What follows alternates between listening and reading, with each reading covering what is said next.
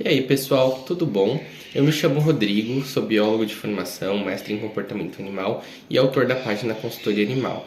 Hoje eu vim falar um pouquinho para vocês sobre calopsitas. Então vamos lá, vamos conversar um pouquinho sobre quem são as calopsitas. As calopsitas são essas aves muito bonitas, né? Tenho exemplos aqui de 3 tipos de calopsita, né? Uma calopsita cinza, uma calopsita fulvo cinzento, arlequim, e uma outra calopsita, né, arlequim cinza fundo branco, né? Então temos 3 calopsitas aqui, todas são minhas. Mas o que a gente precisa saber sobre as calopsitas?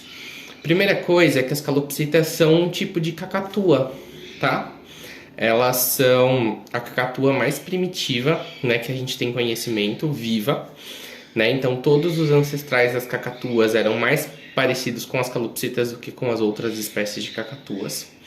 E como é que a gente sabe isso, né? O primeiro ponto é que a calopsita, ela tem uma crista que ela não vem para frente igual as das outras calopsitas, né? Que é mais articulada assim em relação à frente do rosto.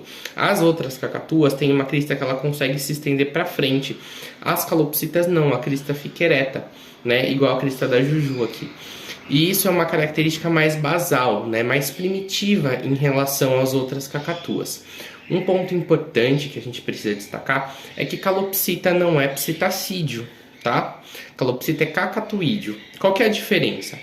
Psitacídeo são todas as aves de bico torto que têm pigmentação verde, né?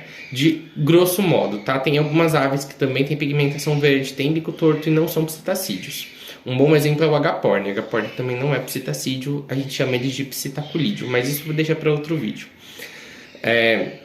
Mas no geral, a gente vai pensar que todas as aves que ocorrem naturalmente de bico torto no Brasil são psitacídeos, arara, papagaio, etc. As calopsitas, assim como todas as outras cacatuas, são cacatuídeos, tá? Qual que é a diferença das cacatuas, dos cacatuídeos para os psitacídeos e demais, né, aves de bico torto? As cacatuas, né, os cacatuídeos de uma forma geral, não têm a pigmentação verde nem azul. Então você nunca vai ver na cor de uma calopsita pontos de verde ou de azul. A gente sempre vai ter preto, branco, amarelo, laranja e avermelhado, tá? Essas são as cores que a gente vai... rosa, né? Essas são as cores que a gente vai encontrar em cacatuídeos. Uma outra característica que é exclusiva dos cacatuídeos é essa crista, né? Esse famoso topete. Todos os cacatuídeos têm topete. Uns podem ter topete maior, outros podem ter topete bem pequenininho, mas todos têm topete. E vamos falar um pouquinho, então, já que a gente já falou quem são as calopsitas, vamos falar um pouquinho dos hábitos. Na natureza, a gente hoje ainda consegue encontrar calopsitas como a Juju, né? Calopsita totalmente cinza, cara amarela, né? Ou fundo amarelo. Como a Juju é uma fêmea, ela não tem a cabeça amarela característica, né? Um macho todo cinza, vem cá, Kenai, vai ter uma cabeça bem amarelada. É que os meus machos cinzas não são tão mansinhos assim, não curtem muito ficar aqui na frente do vídeo. Mas eles vão ter uma cabeça amarela igual a do Kenai, só que com o corpo totalmente cinza igual da Juju, tá? As fêmeas têm essa cauda listrada embaixo, ó, não sei se dá pra ver. É, cocôzão, né? Tem essa cauda listrada embaixo. Já os machos não tem, né? Os machos têm uma cauda totalmente cinza. E por que as fêmeas e os machos são diferentes? Primeiro, porque os machos têm essa cara mais colorida, né? Igual a do Kenai, porque isso é um atributo da seleção sexual. Isso significa que essa cara mais colorida, ela serve para atrair fêmeas parceiras para acasalar, tá? Isso é uma coisa importante. Já as fêmeas têm uma cor mais opaca e mais discreta, porque isso garante uma maior proteção para essas aves. Como assim? Né? As fêmeas geralmente estão lá chocando, estão cuidando dos filhotes, então elas são mais camufladas, né? Essas listras da cauda, né, essa cara menos chamativa ajudam a fêmea a se camuflar um pouco melhor. Ah, mas por que o macho também não se camufla? Porque se ele for muito camuflado, ele não vai mostrar para a fêmea que ele é uma ave saudável, que ele consegue fugir de predador e que ele é um bom parceiro, um bom pai, Na natureza, as calopsitas são monogâmicas, né? Elas vivem em pares, né? Que o que a gente também chama popularmente de casais. Esses casais, eles podem ser tanto de macho e fêmea, quanto dois machos, quanto duas fêmeas, tá? Isso vai depender do vínculo de afeto que essas calopsitas criam entre si. Isso não quer dizer que elas são fiéis, tá? Existem muitas cópulas extrapar, ou seja, né, mesmo que, por exemplo, Kenai e Juju sejam um casal, a Juju pode querer acasalar com o Alvinho, que tá aqui no meu ombro, né? Vem cá, Alvinho. E vice-versa, né? Ou o Alvinho pode acasalar com o Kenai, enfim. E isso está relacionado com a variabilidade genética da espécie. Então, nem toda espécie que é monogâmica, os casais são fiéis. E isso aumenta a diversidade genética, melhora a qualidade da prole e tá tudo bem. Tanto machos quanto fêmeas podem ser infiéis e tá tudo certo. Uma outra característica das calopsitas é que elas são aves que voam muito, né? Cada calopsita chega a voar 40 km por dia, mais ou menos. Isso quer dizer que elas têm um território, né, que a gente chama de área de vida, muito extenso. Por que elas fazem isso? Porque elas precisam se alimentar de uma grande diversidade de grãos, né? A calopsita é uma ave granívora, isso dá uma outra curiosidade muito legal. Ou seja, ela depende de sementes nativas para sobreviver.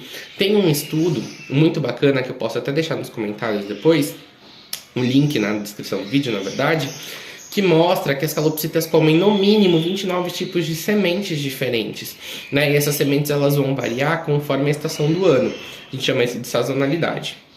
O que isso quer dizer? Então, nos meses quentes ou nos meses chuvosos, elas têm tantos tipos de semente disponíveis para comer. Nos meses de seca ou que tem um índice de chuva menor, elas têm outros tipos de semente. E aí elas também podem variar essa dieta com flores, frutos, invertebrados, que são insetos, aracnídeos, etc e tal. Mas a principal base alimentar dos calopsitas é grãos. E para elas conseguirem comer a grande quantidade de semente de tipos de semente que elas precisam se deslocar muito, né? Porque essas sementes geralmente estão mais próximas ao chão. Então elas precisam procurar vários tipos de moitas de gramínea para poder se alimentar. E essas gramíneas elas geralmente estão espaçadas em locais mais afastados. Um outro ponto, outra curiosidade super legal sobre as calopsitas é que elas vivem em bando, elas são aves sociais. Então, isso significa que quando a gente cria uma calopsita sozinha em casa, essa calopsita pode ter algum problema emocional. Por quê? Porque ela precisa de outras calopsitas para se comunicar, para se sentir segura. Por ela ser uma ave de pequeno porte, ela se vale de um efeito chamado de diluição de grupo. O que é isso? Quando eu tenho muitos indivíduos em um grupo social, um predador fica confuso a atacar esse grupo. Então ele dificilmente consegue mirar em um único indivíduo. Então a chance desses indivíduos escaparem é muito maior. Se eu tenho só uma calopsita, a chance desse indivíduo ser predado é muito alta, porque o predador consegue mirar. Então a calopsita ela se sente muito insegura quando ela está sozinha. E além disso, elas têm uma série de adaptações para uma comunicação entre outras calopsitas muito complexas, né? O topete é uma dessas fontes de comunicação, as vocalizações, aquele display sexual que os machos fazem abrindo a asinha. Para quem não sabe, display sexual é o conjunto de movimentos, né, e vocalizações que o macho faz para avisar que ele está sexualmente ativo e para chamar a atenção das fêmeas receptivas ali daquela região. Então isso acontece com bastante frequência. Outras características de comunicação social das calopsitas são abrir o bico, né? Aquelas comunicações tipo de chega pra lá, não quero ter contato com você. Tudo isso é uma característica de comunicação, de evolução da comunicação social, que a gente chama de comunicação multimodal, que no caso das calopsitas é uma comunicação que ela inclui gestos e vocalizações, por isso que a gente chama de multimodal. São dois ou mais formas de comunicação. Eu acho que essas são as principais informações sobre as calopsitas. Se você gostou desse vídeo, curte, comenta e compartilha com os amigos. Não se esqueça de se inscrever no canal e ativar o sininho para receber as nossas notificações. E se você quiser mais conteúdo sobre calopsita, um conteúdo que fique registrado, que dê pra ver depois com mais facilidade e tudo mais, me segue lá no Instagram, @consultoriaanimal, que lá tem muito conteúdo exclusivo e super legal sobre calopsitas e outras aves de estimação.